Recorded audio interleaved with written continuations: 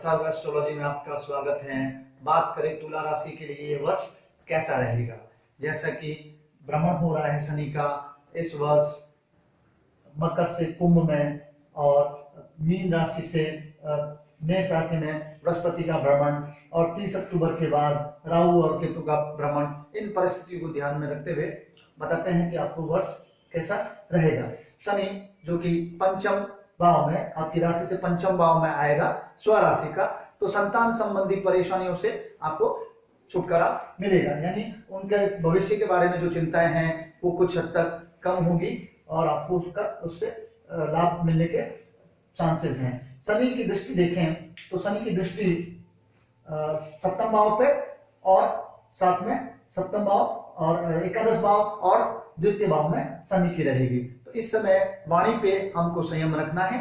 वाणी के अगर संयम नहीं रखा तो परेशानी हो सकती है, वाद विवाद होने की संभावना रहती है। सप्तम भाव पे दृष्टि पड़ रही है तो पार्टनर से, लाइफ पार्टनर हो या जो पार्टनरशिप में हमारे भागीदार हो, उनसे भी परेशानियां होने की संभावना है। तो अगर पार्टनरशिप करने जा रहे हैं तो आप थोड़ा ध्यान रखें और सोच समझ के ही पार्टनरशिप करें। बृहस्पति वर्तमान स्थिति में छठे भाव में है तो दसम भाव यानी दसम भाव को मजबूत कर रहे हैं। यानी अभी प्रोफेशनल लाइफ अगर हम कहें अप्रैल तक प्रोफेशनल लाइफ अच्छी रहेगी, उसमें लाभ मान प्रतिष्ठा मिलेगी।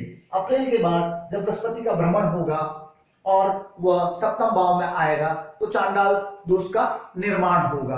सप्तम भाव में चांडाल दोष का निर्माण होगा तो फिर परेशानियां बढ़ेगी।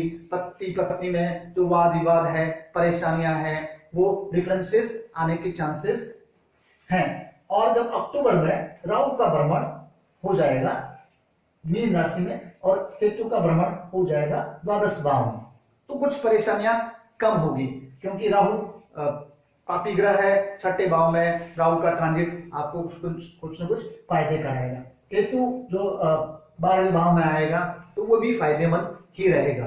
खर्चे जरूर बढ़ेंगे लेकिन वो खर्चे उसके साथ साथ आपको आमदनी भी जरूर बढ़ेगी। अभी जो अक्टूबर तक हम स्थिति देखें तो जो आपकी राशि है यानी चंद्र राशि है तुला, उसके साथ में केतु का भ्रमण है, तो जो कंफ्यूजन रहता है यानी जो कंफ्यूजन की स्थिति अभी भी बनी रहेगी। आपको निर्णय क्षमता अपनी बढ़ानी है, सोच समझ के निर्णय लेने हैं, विचार विमर्श के बाद निर्णय लेने हैं। अक्टूबर के बाद जब इन राशि परिवर्तन होगा राहु और केतु का, तो आपको एक बहुत बड़ी राहत मिलेगी। उसके बाद जो आप निर्णय लेंगे वो आपके लिए निर्णय फायदेमंद होने वाले हैं। और अगर हम देखें कि बृहस्पति का जब भ्रमण आएगा यानी बृहस्पति जब मेष राशि में आ जाएंगे, अक्टूबर के बाद जो विवाह योग्य हैं, बालक बालिकाएं हैं, उनके लिए काफी फायदेमंद स्थिति रहेगी। हालांकि प्रस्ताव तो आपको अप्रैल से ही प्रारंभ हो जाएंगे, लेकिन उनको जो निर्णय होना है विवाह का वो नवंबर और दिसंबर में आपके लिए शुभंकर रहेगा।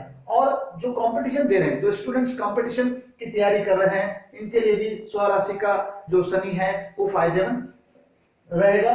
विशेषतः जो कोर्ट या उससे रिलेटेड न्यायालय से संबंधित कार्य कर रहे हैं या शनि से संबंधित जो पढ़ाई कर रहे हैं, माइनिंग की पढ़ाई कर रहे हैं, इंडस्ट्री के लिए कुछ वो प्रयासरत हैं, तो उनको उसमें फायदा होने की संभावना है। तो हम देखें कि जो ट्रांजिट है वो तुला राशि के लिए, और मेन बात जो हम देखें तुला राशि के लिए कुछ राहत मिली है, क्योंकि जो ढैया थी 2.5 वर्ष से जो परेशान थे, क्योंकि जब शनि मकर राशि में थे उनके शनि की दृष्टि राशि पर पड़ रही थी, वहां पहले से केतु और चंद्रमा पे जब दृष्टि पड़ रही थी तो कुछ परेशानियां हैं।